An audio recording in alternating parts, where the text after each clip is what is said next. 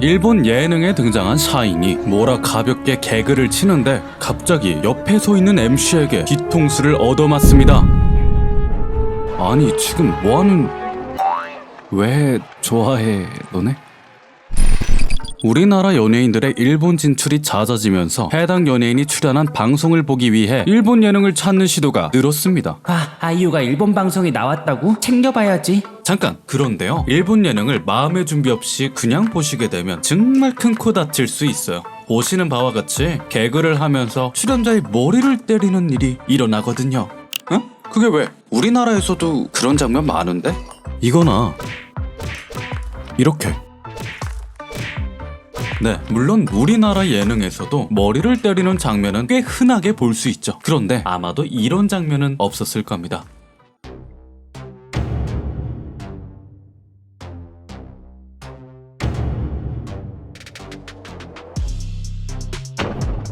아니 뭐 저렇게 때려, 미친 거 아니야? 그냥 가볍게 툭 치는 줄만 알았더니 생각했던 것보다 훨씬 더 무자비하게 후드려 패네요. 과연 어메이징 재팬.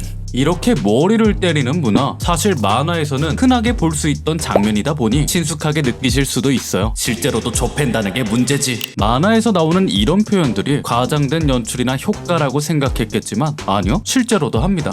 이 문화는 우리나라에서도 이미 한번 화제가 되었던 적이 있어요. 과거 보아와 동방신기를 비롯 수많은 한류 스타들이 일본 예능만 갔다 오면 머리를 한 대씩 줘 터지고 오니까 우리나라 사람들이 관심을 안 가질래야 안 가질 수가 없었죠. 아니 머리를 왜 때려? 정신 나갔나 쪽발이가. 동방신기와 보아뿐 아니죠. 빅뱅의 승리도 일본 방송에서 뒤통수를 맞게 야, 넌 더 맞아라. 초기 한류 스타인 윤소나 씨가 자신의 에세이에서 내가 한국인이라 무시하는 게 틀림없다고 생각해. 화장실에서 운 적도 있다. 고 밝혔을 정도로 일본 예능에 진출한 해외 연예인들이 가장 힘들어하는 요소 중 하나입니다. 그도 그럴 게 머리를 맞는 대상은 남녀노소 위아래 구분이 없거든요. 다 맞아요. 보셨던 것처럼 남자가 여자를, 여자가 남자를, 심지어 자신보다 나이가 훨씬 많은 윗사람의 머리를 후리기도 합니다. 그런데 말입니다, 미개하기만 해보이는 이 장면에서 가장 기시감이 느껴지는 부분은 때리는 사람뿐만 아니라 머리를 맞은 상대방도 함께 헤헤 웃으면서 상황을 즐긴다는 데에 있습니다. 이런 일은 뭐 우리나라에선 상상도 못하는 일이죠. 아무리 친해도 머리를 때리는 건 굉장히 불쾌한 행위이고 상대방을 기만하는 퍼포먼스니까요. 선 넘는 거라고. 아니 우리나라뿐만 아니라 전 세계 어딜 가도 이런 식으로 머리를 후리는 문화가 있는 곳은 없어요. 박 터지게 싸울 때나 볼 수 있는 장면이라고. 방송 컨셉 정말로 지독하죠잉? 그런데요, 방송만 이런 거 아닙니다. 제 일본인 와이프도 장인어른 머리를 엄청 때리더라고요. 한국 사람의 머리를 때렸어요. 이렇게 머리를 때리는 문화는 방송에서 만이 아니라 일상생활 속 일반 사람들 사이에서도 종종 일어나는 일이랍니다. 이를 아예 친근감을 표시하는 스킨십으로 받아들이는 사람도 많대요. 현지인에 따르면요, 어색한 분위기나 상황을 전환시킬 때 이만한 유쾌한 행동이 없다고. 자, 앞서 보여드린 한국 사람의 머리를 때렸어요. 의 전문을 보시면 일본인들이 어떤 생각을 하는지 이해가 되실 거예요. 그러고 보니 한국의 방송에서는 머리를 때리지 않는다. 어학당에 다닐 때 한국 친구의 머리를 때리니 크게 화를 내더라. 나는 장난이었는데. 보시다시피 확실하게 하나의 문화로서 작동이 되고 있다는 사실을 알 수 있습니다. 그렇구나.